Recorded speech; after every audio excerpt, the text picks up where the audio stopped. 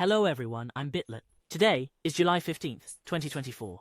The popular high-yield algorithm, Goldilocks, and the SAL token have officially entered the plant pool. For those who are not good with numbers, this is a huge relief because you no longer need to worry about missed reports. Want to know how to dig salb in the plant pool? Come quickly. Please like and subscribe to BitHunter's YouTube channel and join our newsletter group if you want more professional mining guides. You're also welcome to join our VIP group.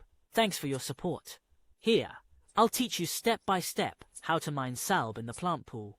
First, you need to prepare a wallet address for salb for the mining later. First, I'll show you how to use a wallet because many people in the community only know the command line wallet. I've prepared a wallet synchronization script for everyone, perfect for use after mining.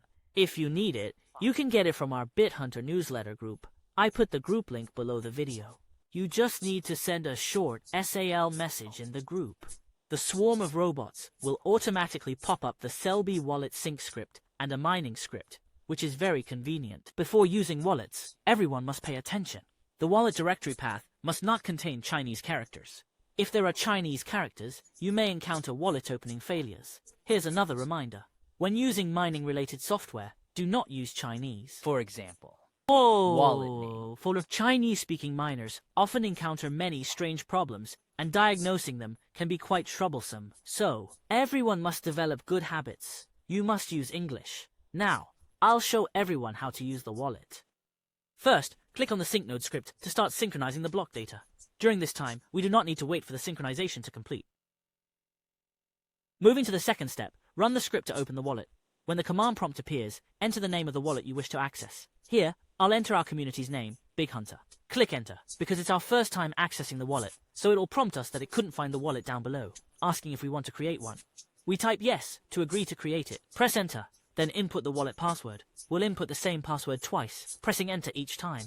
Then you need to select the language for the glossary. We choose one, voice translation, English, press enter after typing E, and a wallet private key and mnemonic will be generated here. The wallet's private key and mnemonic generated are very important. Make sure to also save it on an offline computer or a storage device. If you change your wallet later, or if your wallet gets lost or damaged, you can restore it to ensure the safety of your assets. Once the wallet is created, we can close this dialog box and proceed to the second step, opening the wallet again. Since the wallet was already generated in the previous step, we'll enter the name of the wallet we need to access, BitHunter, and press enter to confirm. Press enter, then input your wallet password, and press enter again. With the correct password, you can access your wallet. Here, the highlighted part is the wallet address. We'll save and copy it for later use as the mining address. Let me introduce a Monero tip that many users often encounter. Obviously, there are coins shown in the address, and the block is regularly synchronized, but the balance is not displayed accurately in the wallet. This is because our wallet transfer information was not scanned during the block synchronization. For example, my wallet supposedly has over 40 coins, but when I open it, there are 0 coins. At this time, we need to run the third script in our wallet recovery package. Double-click the restore wallet script and enter the name of the wallet you need to restore in the command line. Input restore here and click restore. Below, you need to enter the mnemonic phrase. We found the mnemonic phrase saved when we created the wallet earlier. Copy it well. Right-click here, and it will automatically paste it here. But for security, the wallet won't show your mnemonic phrase, so be careful. Just click the right mouse button once to paste successfully. Do not click the right mouse button repeatedly, as it will result in multiple pastes, which will definitely fail to recover. After confirming the paste, hit enter, and then continue by hitting enter again. Next, set the wallet's recovery password and keep hitting enter. After successfully restoring the wallet, you need to enter the wallet password you just set one more time, then press enter again. Alright. I can see the transfer records now, which means the scan was successful. The balance here is correct and perfect. Nice. If you need to check your wallet balance, you can input the balance command. Additionally, you can enter the address command to list all the addresses created for this wallet. If you need to transfer funds, just type transfer, add the recipient's wallet address, and the amount to transfer. Like this, first enter the transfer command. Space, then enter the recipient wallet address. Space, then enter the amount to transfer. Finally, hit enter, and you've successfully sent the coins to the recipient's address. Once your wallet is ready, you can start mining. Currently, the network with the highest hash power is the plant pool. So, let's go to the plant pool, find this wall on the left list, click on the icon, and enter the mining pool interface for this wall. You can now see it. On the left is the entire network's computing power. In the middle is the plant pool's computing power, and on the right is your own mining machine's computing power. You can see that the plant pool's computing power has already exceeded 100 billion. As you can see, plenty of miners have already joined. Next, let's click the Connect button in the middle of the plant pool. Enter the mining information interface. At the bottom right corner of the web page, this B is CPU B, and select the mining tool as SumRig. The mining system is a Windows mining node. Choose an Asian node closest to us, and the mining command will be generated below. The default mining configuration is PPLS mode, which means everyone's mining together, sharing the same rewards. If you're strong enough, you can also choose the solo mode here. That way, all the mined blocks are yours, and you don't have to share profits with other miners. You can choose different modes according to your needs. With the mining command, you can start mining. If you still don't know how to use these commands, as always, I've prepared a mining script for everyone. If you need it, please leave a comment below, and I'll do my best to assist you. Welcome to our Bitcoin Hunter group. Just send a small SAL message in the group to collect the small letters. The bot will automatically pop up the SAL mining tutorial and a mining script. This partition is Windows 0. Next, Apple macOS and HiveOS, 4 versions. You can select the appropriate script as needed. First, I'll show everyone how to mine SAL on Windows. Here, we have 2 scripts for direct connections and intermediate ones. Let's start by opening the direct connection script.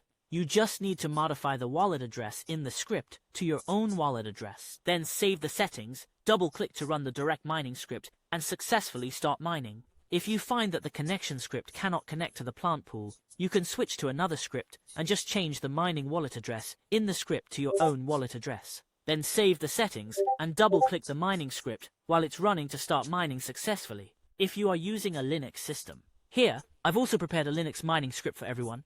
Similarly, I've divided it into 2 modes, proxy and direct. I'll demonstrate using the proxy script. Let's open the script.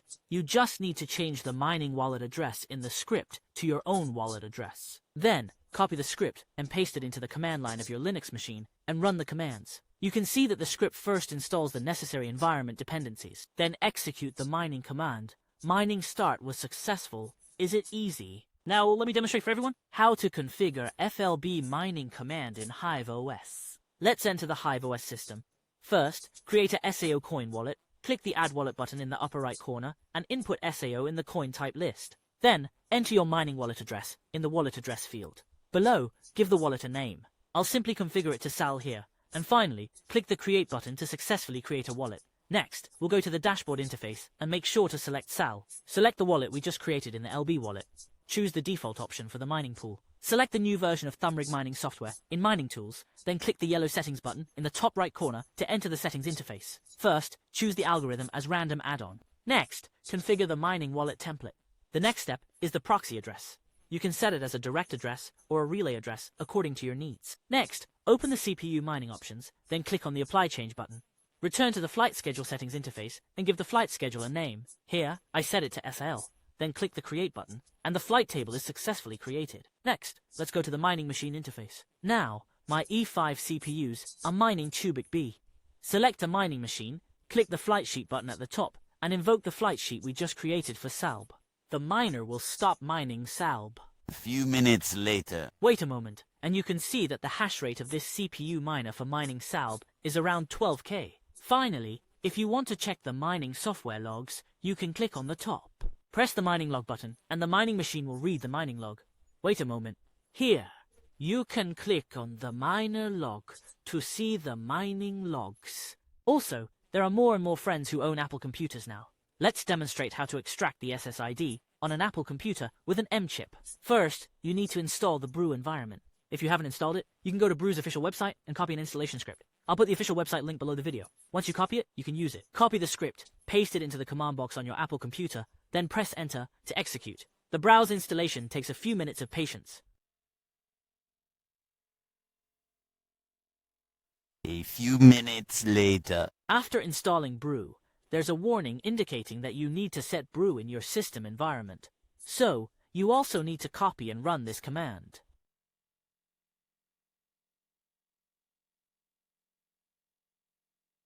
After it runs successfully, Brew is installed. Next, you can run the one-click mining script prepared for you by Dita using the SALB Apple macOS system. You just need to modify your mining wallet address, then copy and run the script, and mining will be successfully enabled. If you want to know your mining status, go back to the pond and enter your wallet address in the query box in Wallet. You can see the status and payment conditions of your miner in the plant pool. Additionally, you can click on the Blocks and Miner menu in the plant pool to enter the interface. There, you can see the data of the plant pool. On the left, we have the pool list ranked by computing power, and on the right, the block status of the pool. You can analyze the mining efficiency of your own mining machine based on these conditions. Today's plant pool mining tutorial is shared with everyone here. If you want to mine with the big guys in the VIP group and get the latest cryptocurrency news, feel free to join the Bitcoin Hunter VIP group. Thanks for everyone's support.